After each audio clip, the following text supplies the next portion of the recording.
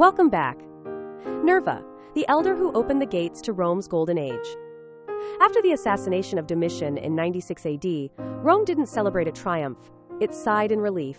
His death ended a reign marked by fear, repression, and an overwhelming cult of personality. But it also left behind a throne that was vacant, dangerous, and fragile, watched closely by the Senate and coveted by the legions. In that critical moment, power passed to an unlikely figure, Marcus Cassius Nerva. Nerva was not young, not a soldier, nor a charismatic leader.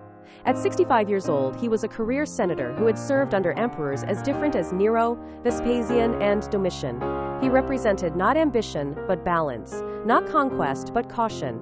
He brought no army with him, only experience and prudence. Chosen by the Senate, he was not appointed to expand the empire, but to restore its peace.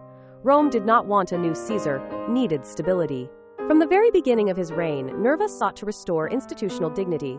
He repealed oppressive laws, granted amnesty to political exiles, and returned properties confiscated by the previous regime.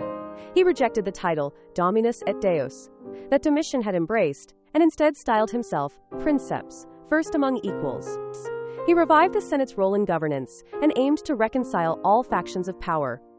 But his greatest weakness was evident. He had no military backing. The Praetorian Guard, which had flourished under Domitian's authoritarian rule, viewed this elderly reformer with deep mistrust. In October of 97 AD, they revolted.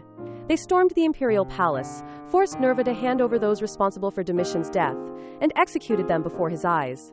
It was a public humiliation, a brutal reminder that his authority was symbolic at best. Yet Nerva responded with quiet brilliance. He understood that he could not hold the throne without military support, but he still held one decisive power: the power of succession. He made a choice that would alter the course of Roman history. He adopted Marcus Ulpius Trajan as his son and heir. Trajan was a respected general in Germania, known for his military prowess, admired by the legions, and respected by the Senate. With that single act, Nerva stabilized the empire. The army aligned itself with the succession, and the transition was secured without bloodshed. Nerva would die just a few months later, in January 98 AD, having ruled for only 15 months. His reign was brief, no conquests, no monuments, but absolutely pivotal. Because without Nerva, there would have been no Trajan. And without Trajan, Rome would never have reached its greatest territorial expansion nor its most enduring glory. Nerva was the bridge between an age of tyrants and an age of wise emperors.